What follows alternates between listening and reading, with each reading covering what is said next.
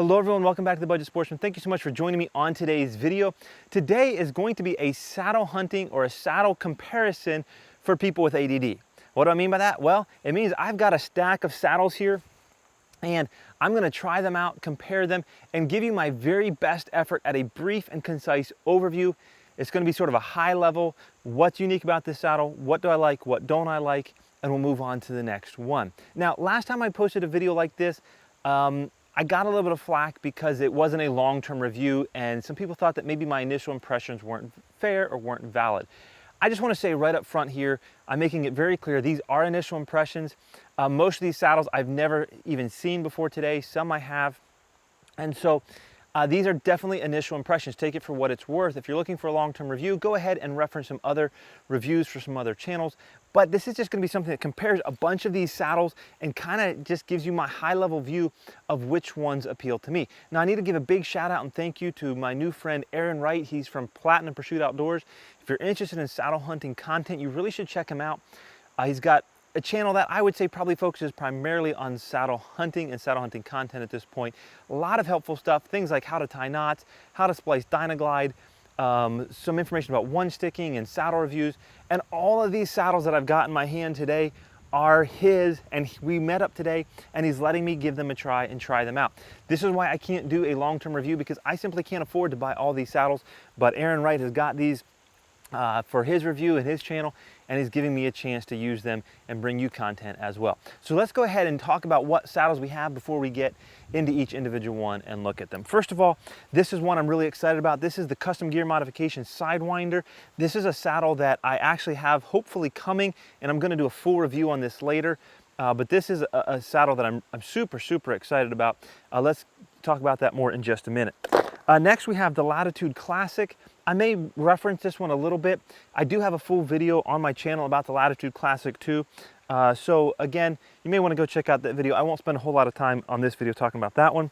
Then we have a Phantom here. The Tethrd Phantom has been my go-to saddle and has, for me and my body, has been the most comfortable saddle that I've tried up until this point. So kind of be interested to see how some of these saddles compare to the Phantom, and we may do some comparisons to that. Then we have the H2, I believe this is called the Hotshot.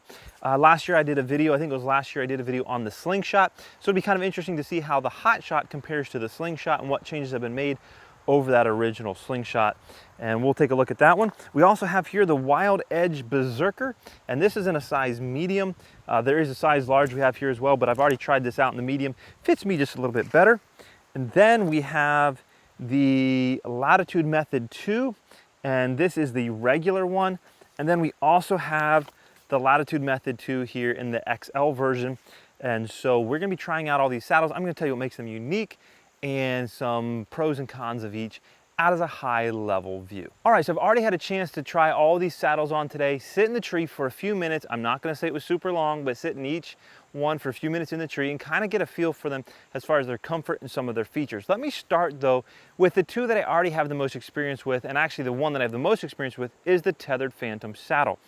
Now, I can still tell you that the Tethrd Phantom for me and my body style, especially being primarily a leaner in the tree, is one of the most comfortable saddles that I've ever used. One thing is it has a little bit of stretch here to the material, and I feel like that helps cut my backside and put the pressure on my backside and not just on the straps. One of the things that I appreciate is that it's short from top to bottom. Now, I know a lot of guys like these big long saddles with pleats that really wrap around. Again, for my body, those just have not been comfortable. So I really appreciate the Phantom actually being short from top to bottom. Another thing I love about the Phantom is these big stiff lineman loops that sit vertically on the saddle. And so it's very easy to clip into those lineman loops. I like the Phantom for its weight. It's a relatively minimalistic saddle. It's easy to kind of fold up. It's really easy to just sort of ball up and throw this up in your backpack or whatever if you don't want to wear it in. And the Phantom is just a phenomenal saddle that still remains one of my favorite saddles. Up next is the Latitude Classic 2. This is another one that I've had a little bit more experience with. I've got a full review on my channel. You can go check that out. I'll put a link up in the corner. One of the unique things about the Classic 2 is I think Latitude was the first one to do a belt that had a sleeve here where the belt could actually slide through. Really unique, meaning you can put this knot wherever you want to. And instead of using a metal buckle, they use this knot that slips up. Again, I talked about that in my other video, but this is really unique. And I actually really like this system. Super easy to adjust, and it actually stays where you put it really well. I've walked around with it and I really do like it. One of the things that I also mentioned in my review that I like about the Classic saddle is that they put something stiff here in your bridge loops that really help make it nice and easy to move the prusiks to get that perfect adjustment on the saddle up and down. This particular one is Aaron's. He does not have the leg straps on it, but they do have removable leg straps, which is kind of a cool feature as well. The Latitude Classic, I think, is kind of an overlooked saddle. Now, for me, it's a little bit taller from top to bottom, and it just doesn't quite give me the same comfort as the Phantom does. But if you like a saddle that's a little bit taller from top to bottom, I think the Classic is something you might really like. Latitude is putting out some amazing and really high quality products. You probably should check out the Latitude Classic. Up next on the list is the Custom Gear Modification Sidewinder. Now, this saddle, I have to say, is in a size medium, and it fit me a lot like the Phantom. It actually felt really, really good. Again, you can see that this has a lot of stretch in the saddle, a lot more than I expected, more than about any other saddle that I've ever seen, but it felt really good. It felt like it cupped me really nicely and put the pressure in the saddle and not just on the straps. This saddle is unique because you can hook it up and pull up that bottom strap if you want to walk in with it all as one little piece. So that's something that's unique. Another thing that's unique about it is it has a couple of extra little places to clip things. So you've got your lineman's belt here, nice and stiff, that's nice. But you've got an extra little loop here where you could clip a carabiner, and also an extra loop down here, which you might be able to use for rappelling and that kind of thing. One other unique feature about the Sidewinder is that it uses this Amsteel belt, and it's basically kind of the idea of, like, I guess it would be like a whoopsie daisy. You can cinch it up, and then you kind of have to feather this out. But once you do that, it's really tight. Now, I haven't tried walking around with it, but I did find I was able to get it just as tight as I really thought I would want to be able to. Now, the other thing that makes this saddle incredibly unique is it comes in at only $175. To my knowledge, it's one of, if not the cheapest saddle on the market, and I think it probably rivals the Phantom for me and my body as a leaner in comfort. Again, this is a saddle that I'm hoping to get in the near future and actually do a full-fledged review on it. But I think this is a phenomenal saddle at $175. Next up is going to be the H2 Hotshot. Now, I would have to say that if I was to choose between this and the H2 Slingshot that I reviewed last year, I would say that the H2 Hotshot is an improvement. It's got mesh rather than that Cordura. It's going to be a little bit more quiet. It's going to have a little bit more stretch to it. And I think overall it's a lighter saddle. Now, one of the things that I would point out here is that on the H2 Slingshot, it had very, very small lineman's loops and thin material that wanted to go closed. Now, there were some solutions about putting zip ties in them and so forth, but overall, I was never a fan of those lineman loops. These lineman loops are still very thin. They're just one layer of tubular webbing here, but they sit vertically on the with the bridge loops rather than horizontally like the old Slingshot did. And I think this is an improvement. I still think there's more improvement that could be done on this, but overall it is an improvement. This has the triad bridge where you can slide it up and down on these bridge loops, as well as adjust the length with these knots. Now, in my original H2 Slingshot review, I told you these knots are kind of tight and they bind up. I still sort of feel that way. They're not the smoothest in the world, but they do get better, I think, with time. These are broken in a little bit and they're not bad, but I do think that some of the other saddles are a little bit easier to adjust than the Slingshot. One thing you're going to notice with this saddle is it does use a very loose molly webbing. I can stick my finger through there easily. So depending on how you want to use that molly webbing, that may be good, or if you want it really tight for a dump pouch or something like that, you may find that these are not quite tight enough. Overall though, I do think that the H2 Hotshot is an improvement over the H2 Slingshot, and this is a nice little saddle. Now, as far as comfort goes on the H2 Hotshot, to me, I'd say it felt a lot like the H2 Slingshot, very similar in its feel. I got a lot of pressure on my straps and not a lot of support in the middle. However, again, this is body style and preference. I think that if you like a taller saddle from top to bottom, and maybe a little bit bigger than I am, I think you'll probably find this saddle to be just fine. Next up is the Wild Edge Berserker here. Now, this saddle, Aaron has this in both medium and large. I found that I am 180 pounds, about 6'1", and I found that the medium fit me just a little bit better.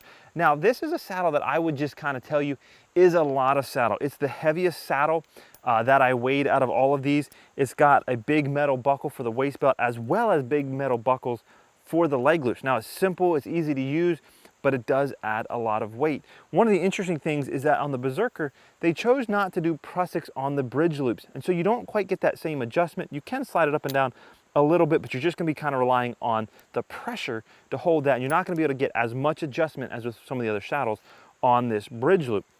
But one thing that they did do that's really nice is they have this Oplux tether here, or the Oplux bridge, excuse me, and they have a poor man's ascender on it. So it's gonna be kind of hard to show you this, but you can actually adjust your bridge length one-handed, and that's something that's actually pretty nice. Now, one thing you're gonna notice about the Berserker as well is that while they do have some molly loops, these are very tightly woven and very tall strapping here. Most of what they have here are these big gear loops. These are very stiff, very firm, and you'd be able to get like a carabiner through there easily. You also have some on the bottom here. The other thing to note is that this Berserker does have two pleats in it. You have a bottom pleat and a top pleat, and you can kind of pull all of that open and end up with a very tall saddle. Again, as I've already mentioned, for me, my style, my body, I don't care for a tall saddle. When I did this, especially leaning, I got a lot of pressure. Now, if I would sit and kneel into the tree, I did find that I could get fairly comfortable with this, but overall, I was a lot more comfortable as a leaner if I left these pleats folded up. And again, I was more comfortable in the medium than the large. The large was just too big and wrapped around me too much. Again, this is a heavy saddle. It's gonna be very robust, but it is a heavier saddle, and there's just kind of a lot going on here as far as gear loops and the pleats. But this is the Wild Edge Berserker in size medium. All right, we're getting down to the end here, and we're moving into a 2-panel saddle here, which is the Latitude Method. This is the Method 2, but the normal Method, not the Method XL. Now, this one does have the little straps here that you can set and preset to adjust. And I actually found that I was able to get very, very comfortable with this Latitude Method. One of the unique things about it as a 2-panel design are the magnets. You can pull it up and magnet it together. That to me is an incredible feature. I never was able to play with the old Method where you had the little plastic clips, but I can tell you that these magnets are really, really good. You've got these little thumb loops right here where you can pull down on the panel when you've got it on, you're wearing it in the tree.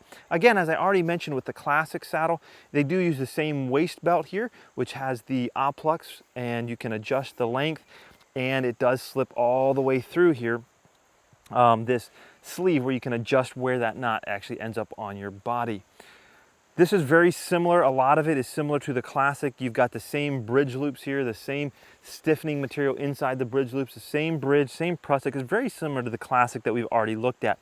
This saddle to me, I would say, is probably toward the top end of the list of comfortable saddles. Again, you've got a very narrow saddle here, which is what I like. And when you open it up, you can get a little more thickness if you want it, or you can even pull this all the way up and use it more like a backband and save you from having to get out a separate backband like I usually do with my Tethrd Phantom. I would say this saddle really, I was a big fan of it. I would say this is toward the top of my list for saddles of comfort, but the 2-panel design is something that would certainly take some getting used to for me. Now, the last saddle on the list here is going to be pretty much the same thing. It's going to be the Latitude Method XL. And finally, the last saddle today is the Method 2 XL. Now, this is pretty much the same saddle we just looked at, so I'm not going to spend a lot of time going over its features. However, it is a larger size. And one of the interesting things about this is the bottom panel right here, where you would basically sit in this, is very similar in size to the Phantom. Again, it's a little bit shorter. I like that, but it is taller than the Method 2 that we just looked at. This is the XL. I found that for me, this saddle, I felt like, and again, I didn't get to spend a lot of time in both of them, but I felt like this saddle for me and my particular size was a little bit more difficult to be comfortable in. And that kind of surprised me and surprised Aaron, because Aaron says he actually thinks this is more comfortable than the original Method 2.